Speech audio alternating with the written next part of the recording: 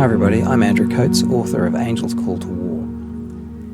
This is an introduction to removing poisons of the body and mind. There are three spiritual engines, or power plants, used within Angel's Call to War, the fantasy novel I wrote. Taoist medicine, and my entry point was barefoot, traditional health, Ikom Ka, which is the science of spirituality, and Christian mysticism, the awakened imagination. The Barefoot program was originally an attempt to bring old and modern health back to the people of China after the failure of modern communism. The health system was failing, and the purge of the old ways meant that the great knowledge of natural medicine had been torched. There was a flight to the West, and the knowledge was scattered around the world. My teachers immersed themselves into the Taoist ways and brought life into an old engine of knowledge. So I was fortunate indeed. This is why you find Westerners excelling at what is associated with the Orient. A word of encouragement to the unwell. We find ourselves in challenging times, and no doubt we will triumph.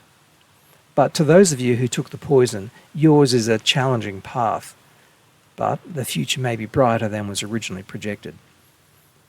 With diet, herbs, frequency treatments via acupuncture, and other bioresonance experiments such as Spooky 2, we are seeing extremely positive signs. In my experience, there is a helpful practitioner not too far away from you, if you are open to him or her. That practitioner need not be from the same modalities that I use. I remind you that imagination rules our world, and it is engaged through loving action. That is the Christ power engaged, and it is the Father's dream within us. We are in His dream, and His Spirit lies dormant until it is awakened through loving imagination. It is very powerful indeed.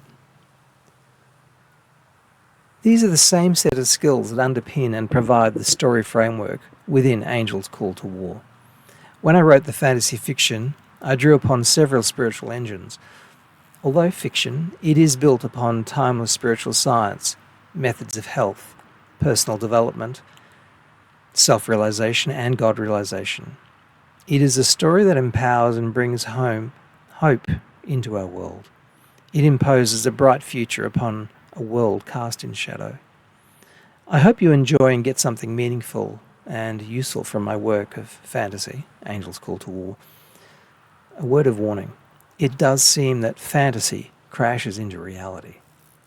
The first engine, and in no particular priority, Tai Chi was my entry into the Barefoot Traditional Medicine program, Taoist medicine, and the Bagua. It is an original frequency medicine, and it is also considered vibrational medicine. On one level, our bodies operate according to frequency, vibration, and energy potential. Let's look at the 9 components of the Bagua and traditional Chinese medicine. Acupuncture, acupressure, massage, herbs, food as medicine, contemplation, feng shui, and astrology. I shall hint at how we use each modality to assist in finding wholeness, health, and balance. I like the idea of making use of a real-world problem. You know, a client comes into therapy. They present with problems ranging from a heart with erratic rhythm, disturbed sleep, or a sore back. Or another unwell person presents with an acute and chronic pain post a voluntary back operation. Say some bright spark decided to sever nerves, fuse vertebrae, and I don't know, shove a steel bar down their back. This is a real-world problem. Or more current, a client has a deteriorating health, myocarditis, foggy brain, shingles, skin eruptions, blood clots, interrupted menstrual cycle, vascular irregularities, and a cold that just keeps on recurring. Here are my thoughts on how to tackle such a problem within the framework of the Barefoot Doctor program. Again, that's acupuncture, acupressure, massage, herbs, food as medicine, and also utilizing the extra tools that a practitioner gathers along the way. In my case, hypnotherapy, Spooky 2 machine, a frequency machine, and spiritual imagining, which is prayer work. Let's begin with a quick revision of what we know about Qi. Qi is a subtle force that permeates living bodies. It is a field, it resonates at different frequencies, and it has switches in the body. Using acupuncture, we access these points in turn to adjust that field or current up and down in potency. Perhaps it can be likened to a river with streamlets running in different directions, and these branches cover the body. Qi has a relationship with the blood. When we first learn about Qi, we recite, blood is the mother of Qi and Qi is the father of blood. The two have a symbiotic relationship. When this relationship is disrupted, health goes south. Now, Qi is different to prana and other energies that abound. It was once suggested to me during a class in another dimension that over 200 different energy systems exist within the human body. So if this is true, we can see how so many differing healing modalities have a place in our world. I did practice yoga for many years, and I understand the difference between prana and Qi. They are not the same. Yoga is a wonderful healing art when done correctly. Now, I began learning about Qi 34 years ago when I commenced practice of Tai Chi. There are good and bad practitioners in any field.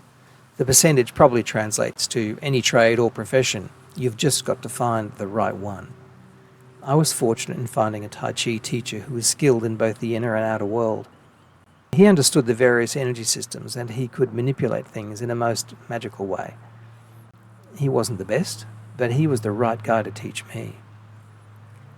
I then met with an acupuncturist who taught me the whole body treatment of the barefoot method. I've met many acupuncturists over the years, those that had a real interest in the generation of Qi and who practiced a martial art. Well, only those practitioners were the best. Does this mean that only martial artists are good practitioners? No, but they do exhibit a practical application of Qi and possess bountiful supply of energy. I mean, you don't want to go and visit a practitioner who is unwell or deficient in Qi. They have no Qi to share. I learned the healing arts because of health challenges, personal health challenges. So my motivation was strong to learn. Indeed, I overcame my health challenges and became a competent practitioner.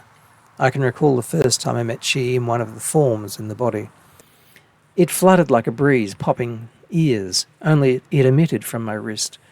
Most fascinating first encounter. The first of many experiences. After many years of Tai Chi, the field of energy becomes like a force field that can be felt, sensed. It is protective, nurturing, and enlivening.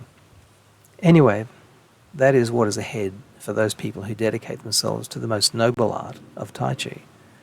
All the other disciplines of the Bagua stem from Tai Chi. After all, it operates at the center of the octagon. There are three obvious treasures within the body, and these three treasures are likened to batteries. Western medicine has recently accepted the second brain, the stomach.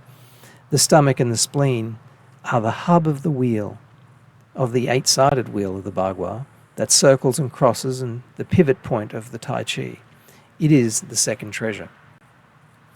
A Tai Chi practitioner whom I've seen on YouTube and who demonstrates an excellent working knowledge of Tai Chi is a fellow called Adam Mitzner. Now, I don't know Adam personally, but I've seen his work. I can tell you that he's the real deal. Back to it. When we take in too many poisons into the body, either by mouth or by injection, the body has to deal with it. Well, something, and sometimes they're just too much. And synthetic compounds are just not what the body wants. I spoke with a tropical disease doctor of 50 years field experience, and he summed it all up. Natural compounds developed for the patient work. Synthetic compounds marketed by the large companies don't work. End of story. Poison. So how do you remove injected poison? I've been trying to experiment with the latest frequency programs within Spooky 2. I don't sell these machines, but I do use one. I use a frequency generator via a remote DNA sample. It's a very trippy method. Many friends who are stuck in 19th century thinking struggle to accept quantum energy at work.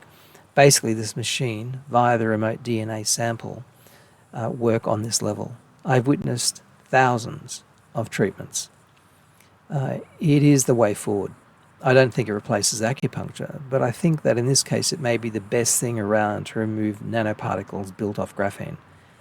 Many researchers are coupling frequency treatment along with herbs, diet, but look, it is experimental. I can only vouch for my limited experience over 9 years of field work.